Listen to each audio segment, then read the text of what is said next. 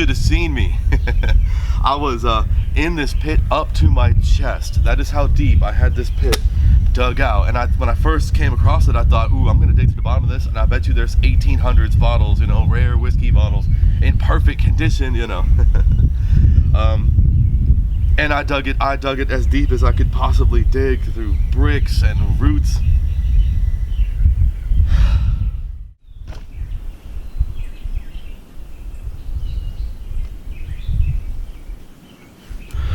Yeah, back in the old days there was no garbage service, so every farm property had a trash pit on it. And if you can figure out where it is, then you can dig down there and find some bottles or something from the early days. This whole thing looks like about 1890s to 1900s.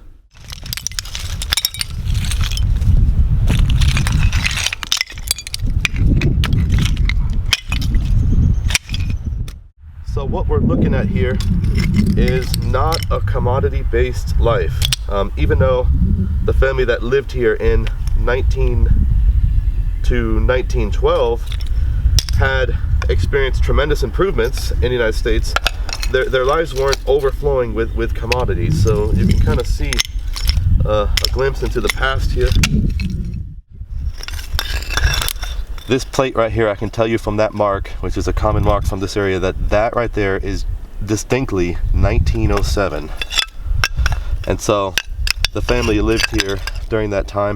A lot of this other stuff is from a similar period. Some of these broken bottles are 1890s. I can tell you that the mason jars that they used were the old fashioned, the older mason jars. They weren't ball jars. Now, this right here, this jug, right? What did they put in there? Like, how did you ever clean that? Like, the only thing you could have put in there would have been water. Anything else would have gotten super dirty. But I don't know what this was for. What? I was really hoping to find bottles, but from the looks of it, they didn't drink alcohol at all. They may have been religious. Being, you know, farmers out in the country, they wouldn't have relied on commercial medicines. They would have made their own, had their own remedies and such. There are some bottles here, and those are 1890s, and these would have been spectacular. I would have loved to find this, but then the problem was that somebody threw a bunch of bricks into the trash pit, and all the bottles, every single thing is smashed. And so there's a story behind these bricks. Very interesting story. Back in 1872, the map shows that there was a building here, like a farm building, not a house, just a farm field with a building, okay? 1872. The next time the map was updated was 1893. Nothing changed at all. Same exact thing, just field, building, no house, okay? Fast forward to 1912, all of a sudden we see a change. The map changed so that the same building in the same exact spot changed to a different owner, and now it had the word RES, residence, written next to the building. So I interpret that as there was always a farm building here, some kind of little barn, equipment, and then a family moved into the barn and converted it into a house. And around that time, they had a 1-year-old, according to the census, a 1-year-old girl named Edith. So the family had recently formed. They got married, and it looks like that this was their starter home. They lived in the country in a converted barn, and from the looks of it, they added a chimney. They built a chimney for heat.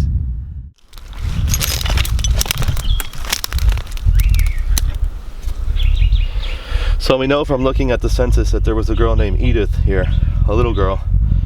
And so I put together a pile of items here. Here we have a doll face. Listen, I guess that's a ceramic doll, porcelain doll, I don't know. The paint they used was good. Here we have, what do you call that, pressed glass? Yeah. Does that look 1900? The only intact bottle or jar that I found was this one right here. This is interesting. I think this is called cut glass right here. And the rim on this, even though it doesn't look very old, the rim is ground down. So that would have been a kid's job in the factory to grind these rims down. Hard, dirty, long labor. And so I'm going to keep this one. And then here's the greatest find. Look at this. You recognize it? So I've heard of these before. Apparently this is handmade. Like the blacksmith actually made these for kids. And so this is an old 1880s wooden ice skates. And from the size of it, it looks like it's for about a 5 to 8 year old.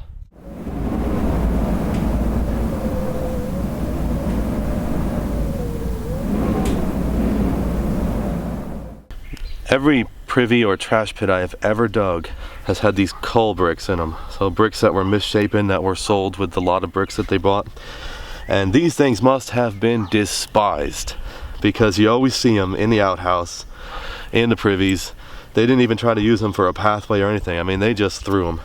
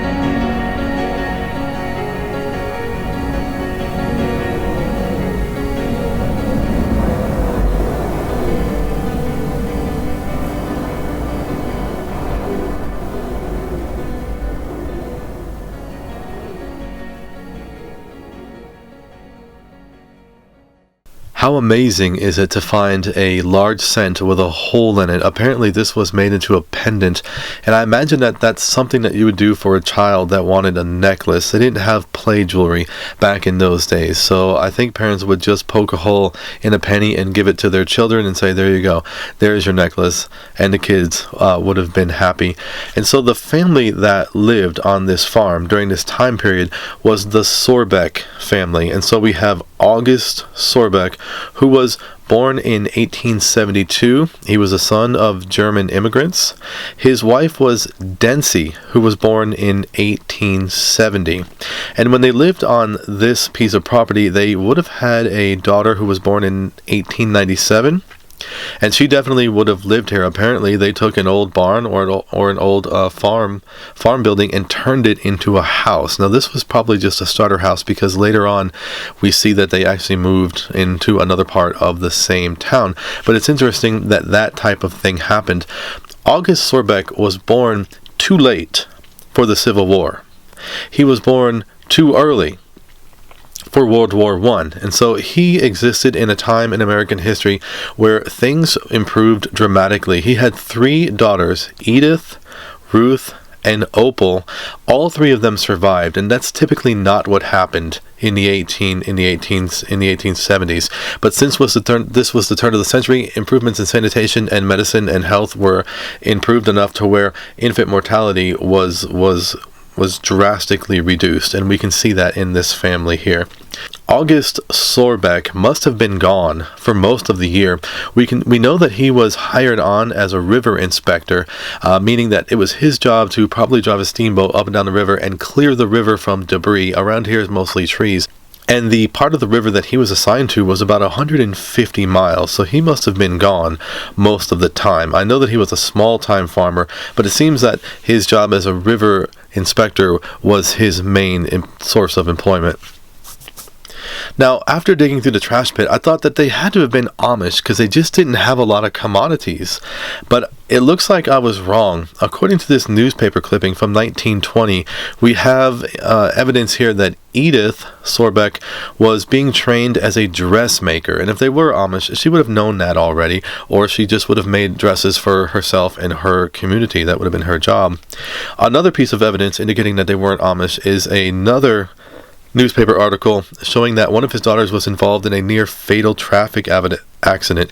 Apparently, one of his daughters was driving when a car had a bad carbon monoxide leak, and this caused her to pull over on the side of the road in a state of confusion, and she would have died if it wasn't for somebody passing by having discovered her.